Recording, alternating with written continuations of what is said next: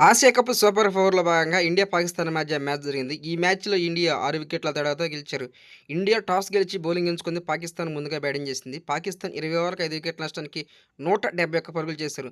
పాకిస్తాన్ బ్యాటింగ్‌లో షహబాజ్ ఫర్హాన్ 58 పరుగులు, షాయిబ్ అయూబ్ 21 పరుగులు చేశారు. వీళ్ళిద్దరే హైయెస్ట్ స్కోరు. ఇండియన్ బౌలింగ్ వచ్చేసరికి శివం దుబే 2 వికెట్లు, హార్దిక్ పాండ్యా 1 వికెట్, కుల్దీప్ యాదవ్ 1 వికెట్ తీసుకున్నాడు. అనంతరం బ్యాటింగ్ చేసిన ఇండియా 18.5 ఓవర్లకి 4 వికెట్ల నష్టానికి 174 పరుగులు చేసి టార్గెట్‌ని అయితే ఛేదించారు. ఇండియా బ్యాటింగ్ వచ్చేసరికి అభిషేక్ శర్మ 74 పరుగులు, శుభ్మన్ గిల్ 47 పరుగులు, తిలక్ వర్మ 30 పరుగులు చేశాడు. పాకిస్తాన్ బౌలింగ్‌లో హరీష్ రావ్ 2 వికెట్లు, అష్రఫ్ 1 వికెట్ తీసుకున్నాడు. ఈ మ్యాచ్‌లో ఇండియా 6 వికెట్ల తేడాతో గెలిచారు.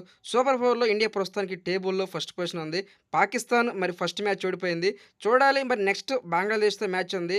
అదేవిధంగా శ్రీలంకతో మ్యాచ్ ఉంది. ఆ 2 మ్యాచ్‌లు గనుక గెలిస్తే ఇండియా ఫైనల్‌కి అవకాశం అయితే ఉంది.